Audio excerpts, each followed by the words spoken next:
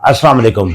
अगर आपको अपनी डेट ऑफ बर्थ मालूम है और आज की डेट मालूम है और आपने मालूम करना कि आपकी उम्र कितनी है, तो अक्सर ये वाला सवाल बच्चों को आता है जब अप्लाई करते हैं।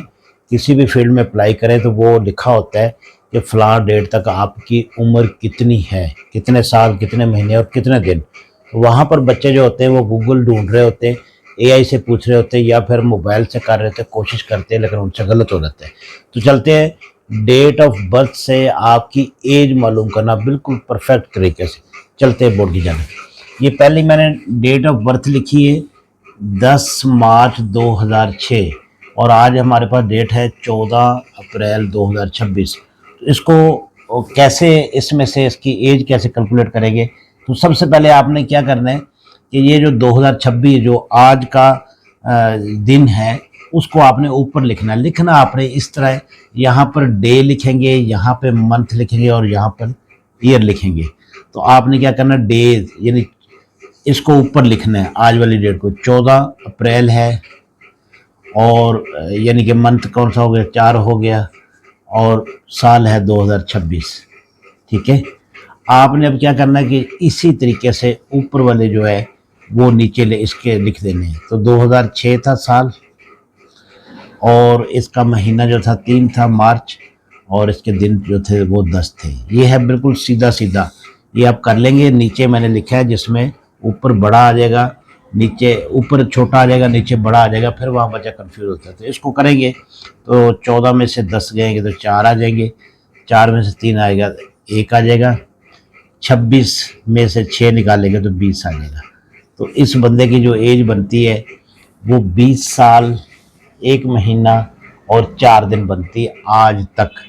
अब चलते हैं कि अगर ऊपर जो है छोटी रकम वो नीचे बड़ी हो तो फिर कैसे करेंगे। ये देखें 26/8/2008 की डेट ऑफ बर्थ लिखी, इसको भी उसी तरीके से लिखेंगे। अब यहाँ पर देखेंगे ऊपर जो है हमारे छोटे इनसे आएंगे, नीचे बड़े आ जाएंगे, उसको कैसे करेंगे। अब ये सबसे पहले आपने क्या करना है कि ये वाला जो है 2026 जिस तरह मैंने बताया था उसी तरह ऊपर लिखना है।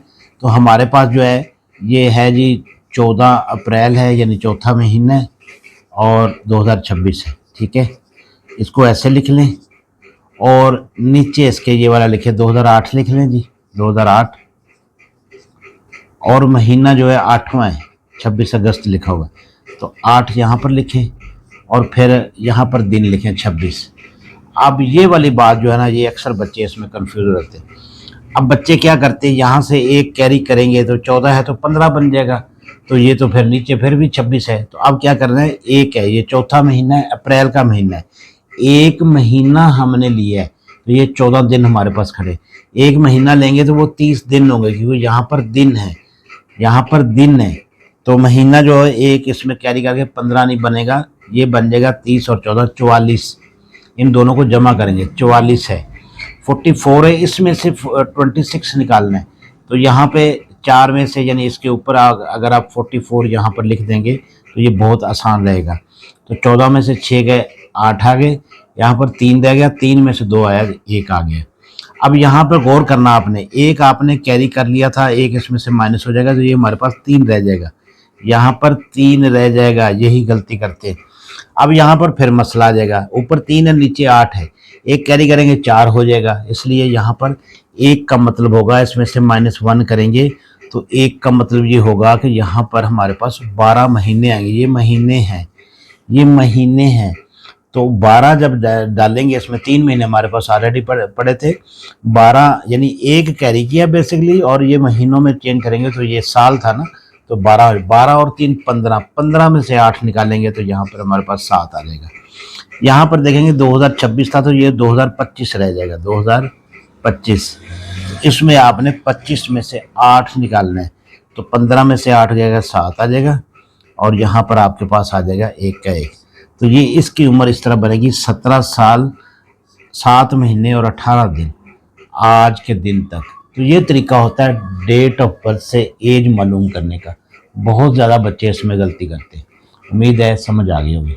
बहुत शुक्रिया।